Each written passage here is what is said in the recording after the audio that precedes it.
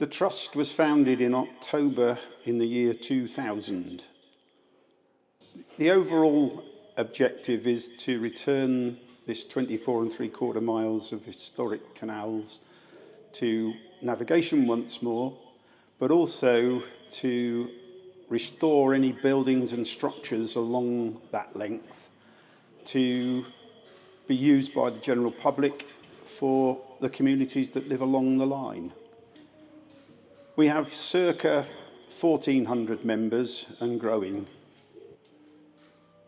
The key achievements so far that we've actually managed to progress are the significant lease that we obtained from the local authority for Wappenshaw Wharf, which contains 2 fine grade 2 listed warehouses, the smaller of which we are very close to opening as a cafe after fully restoring it.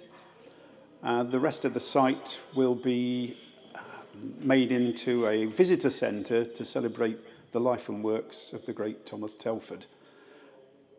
We've also, at the Shrewsbury end, done a lot of work at the Berwick Tunnel, both the north and south portals that have been completely cleared of all of the debris and fallen trees on the approaches, and the towpaths opened up. Widow's Bridge, which is just half a mile south of the tunnel, has also been completely refurbished, repointed, and the coping stones put back. Then moving along to Roddington, the Roddington section to the east of the river has been completely opened up again from undergrowth, and the remains of the lift bridge there have been exposed, and we fully intend to make a lift bridge replica to go into that space soon. Moving over to the Newport end, there have been some dummy lock gates put into Town Lock. The black shed has been completely refurbished on the outside at least, and now it's owned by the local town council. We're working with them to make further improvements. There's a complete dugout section towards the A41 that we cleared some years ago now, and we've rebuilt some of the walls of the lock that is just adjacent to. The main challenges that we face are always the same as most other canal restoration trusts, in that attracting younger volunteers who are going to help us to complete this project is a challenge. We have managed to snag 1 or 2 that have stayed with us, mostly through the Duke of Edinburgh Award Scheme, which is good to see. But we've also got the usual problem of raising enough money to do the job, which has been particularly difficult since the pandemic, because most of the grant-giving bodies that would normally fund things like this are now trying to help people recover from the pandemic. However, we still managed to struggle through. We've had quite a lot of good grants that we've managed to obtain. And I guess the other thing is that the age of our trustees is probably all getting into the geriatric league now. So we do hope to attract some younger people in the not too distant future. Landowner support, generally, there are 51 landowners along the 24 3/4 mile stretch, most of whom have a back garden that backs onto the canal. And 95% of them would love to have the canal back as soon as possible.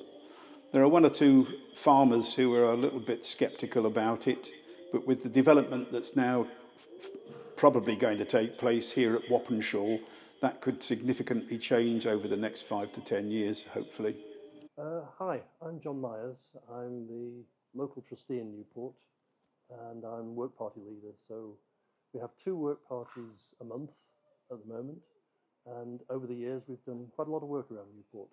We're quite heavily involved with the town council, who are very supportive, and they own a section of canal which they've given us permission to work on. We do quite a lot of work up at by Town Lock, where there's a dry section of canal, about 120 metres long. Back in 2012, with the help of the Waterway Recovery Group, the Canal Trust's volunteers dug out the canal.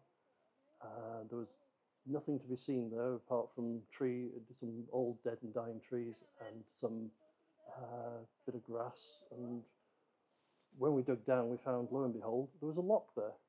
So we dug out the lock, we've repaired it, and we look after that section. A few years ago, the Canal and River Trust lent us a trainer who came along and taught us over 3 winters how to lay a hedge. And you can see that up by Muirtown Lock. It's still going strong, and of course a hedge, when laid, can go on and last forever. On the offside, we've planted up a new hedge, which is about 600 or 700 saplings, some of them provided by the Woodland Trust, some of them by Telford and Wrekin Council, and that hedge is going quite strong. We've started to dig out some more of the lock and the stonework around it to try and reveal how much of the lock is left, because there's still one section where there's a crossing of the lock, and we're not sure what's under there, whether the lock's been demolished or whether the stonework's in place and ready to be restored. Other activity over the years, we're back in 2014, we started trying to eliminate Himalayan balsam from the canal and from the Strine Brook. The two are so close together that it's impossible to clear one up without the other. We have the advantage in Newport that we're at the top. We can see a finite limit to where the balsam started. Because if you think about it, balsam seeds float, and once they get into a waterway, they'll go all the way down, but they can only go upstream by 1 cast a year. So we've been very successful since then. We've gradually worked our way down the 1.5 miles of the Newport Canal that's in water, and last year we reached the bottom. Now we have to police it, because balsam does tend to come back occasionally. One of our most successful projects over the years, we were asked by Telford and Wrekin Council to help them by measuring the amount of silt in the canal in Newport. A group of about 12 of us had a boat and a measure, and we measured the depth of the canal every 10 metres along and every 2 metres across to work out how much silt was there.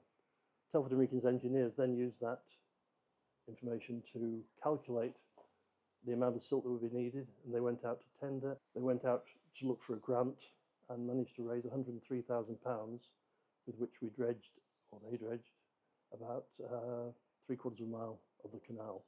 We don't just work in Newport, we do work up and down the line. We have a stretch over at Forton that we look after on an occasional basis. We've done work up at Norbury, again with the help of the Waterway Recovery Group, relaying Canal and River Trust's path up there. We've laid a path in Newport from Town Lock down to Ticket House Lock, and that path's still there 5 years later, giving an excellent base for people walking up and down. We put new gates onto Town Lock to make it look more like a canal.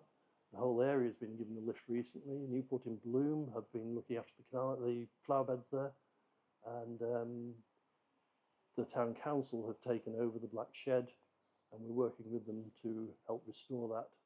They're happily spending money on sorting out some of the big problems that were with it. Yeah, longer term, I see my role as preparing the way to restore the canal from Norbury through to Newport. I would love to get boats back into the basin that you can see through there. We would like initially to restore Fisher's Lock, which is about 1/4 mile up there, and we would like to dig out the dry bed section between Muirtown Lock and the A41, with the intention of running a trip boat from here at the Black Shed through Fisher's Lock up to Muirtown, turn around and come back.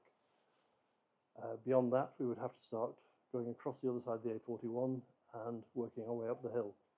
There are 17 locks in a flight coming down from Norbury, so it's going to be a long haul, but like most canal trusts, we'll be doing a step at a time, and eventually those steps will all start to join up.